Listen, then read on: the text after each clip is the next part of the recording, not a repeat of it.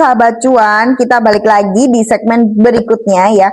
Kali ini kita juga mau membahas UMKM bukan kelas 2, tapi tulang punggung Indonesia juga. Asik. Ya, halo sahabat cuan.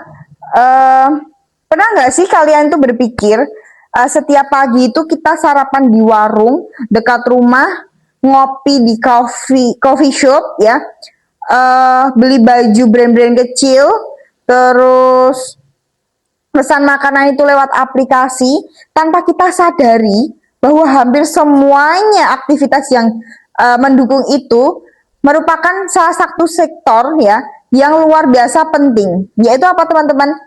UMKM, betul sekali.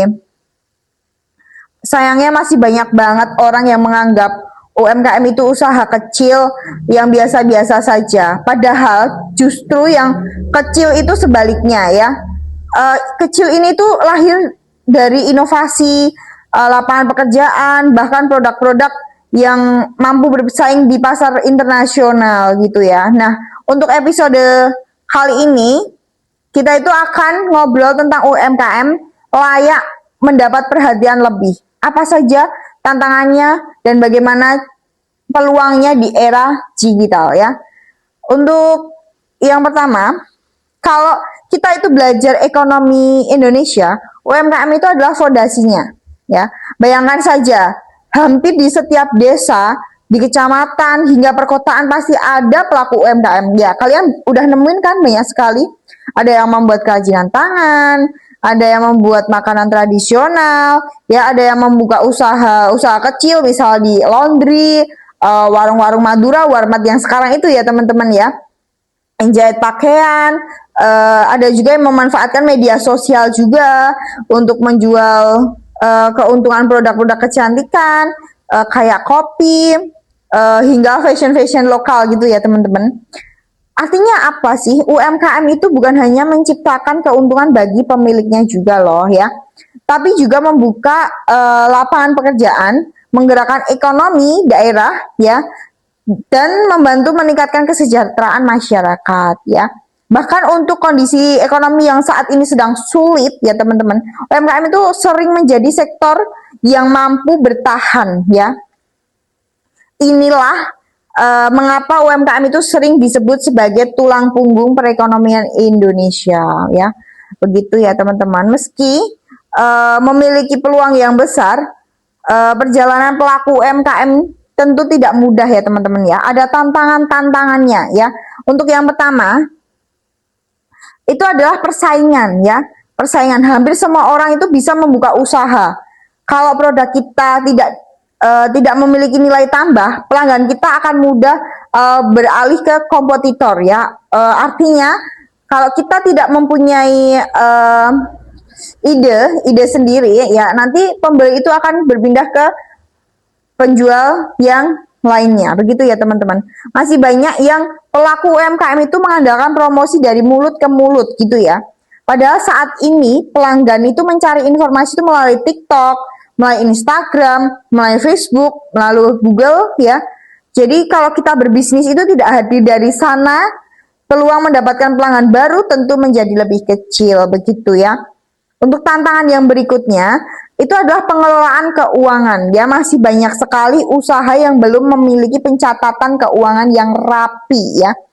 Padahal keuntungan yang besar itu tidak akan terasa kalau uang usaha terus bercampur dengan kebutuhan pribadi. Jadi kalau kalian itu punya usaha, itu uangnya nggak boleh dijadiin satu sama uang pribadi ya teman-teman. Jadi kalau itu uang buat modal kembali, itu harus balik ke modal lagi biar berputar terus gitu ya. Jadi UMKM itu juga bakal berjalan terus gitu ya, puter berjalan terus gitu ya sayang ya. Ya teman-teman ya. Apa aja sih kesalahan yang dilakukan pelaku UMKM? Ada beberapa kesalahan sebenarnya ya teman-teman. Yang sering terjadi, yang pertama itu terlalu fokus menjual produknya ya. Padahal pelanggan tidak hanya membeli produk ya, mereka juga membeli pelayanan, pengalaman, dan rasa percaya. Sehingga kesalahan keduanya itu ada di penjual itu takut mencoba hal baru, mencoba akan hal baru. Ada yang sudah bertahun-tahun memakai cara lama, padahal perilaku konsumen sudah berubah, gitu. Kesalahan ketiga adalah tidak membangun identitas merek ya. Itu tadi seperti logo, kemasan, pelayanan hingga cara berkomunikasi kita itu juga perlu ya. Bagaimana sih komunikasi dengan pelanggan? Itu akan menentukan bagaimana orang mengingat bahwa bisnis kita itu penting gitu ya. Terus kali ini kita juga akan membahas cara agar UMKM naik kelas. Bagaimana sih caranya UMKM itu biar naik kelas ya?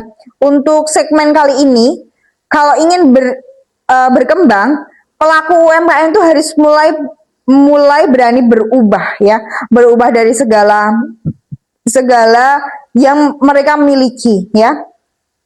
Yang pertama, itu kita bisa memanfaatkan media sosial ya teman-teman ya, sebagai etalasenya digital ya. Untuk era yang sekarang itu banyak banget yang menjual produk-produk itu di berbagai medsos ya, misalnya untuk dimasukkan ke Shopee, dimasukkan ke TikTok ya, dimasukkan ke media sosial yang lainnya, bahkan itu yang tidak bisa kita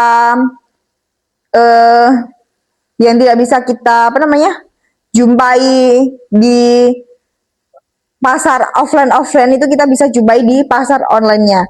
Tidak perlu lagi untuk membuat video yang rumit itu, bahkan kalau video yang rumit itu membuat para konsumen itu malah bingung gitu ya.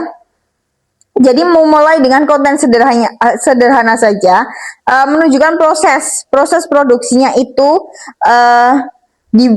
gimana sih cerita di balik usaha atau testimoninya pelanggan gitu ya. Untuk yang kedua itu dengarkan pelanggan ya, masukan sekecil apapun itu menjadi ide besar untuk meningkatkan kualitas produk ya teman-teman.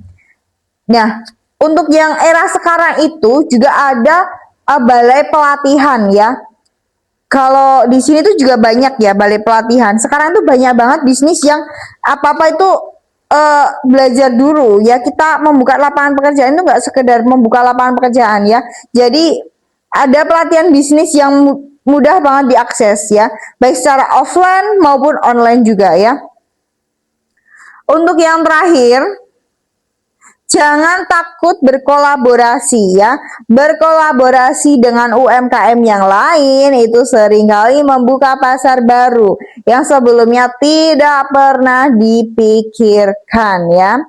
Pesan untuk generasi muda saat ini adalah banyak orang muda yang ingin memiliki penghasilan tambahan, padahal peluang usaha ada di sekitar kita ya teman-teman. Tidak harus punya modal jutaan. Kalian yang dibutuhkan adalah kemampuan untuk melihat peluang dulu. Kalau kalian punya hobi, yaitu bisa jadi peluang kita juga. Kalau kalian pandai membuat konten, suka memasak, suka menggambar, itu bisa banget menjadi UMKM pasarannya produk ya. Tapi zaman sekarang bukan lagi menunggu kesempatan, tetapi juga menciptakan untuk kesempatan yang baru gitu ya teman-teman cuan.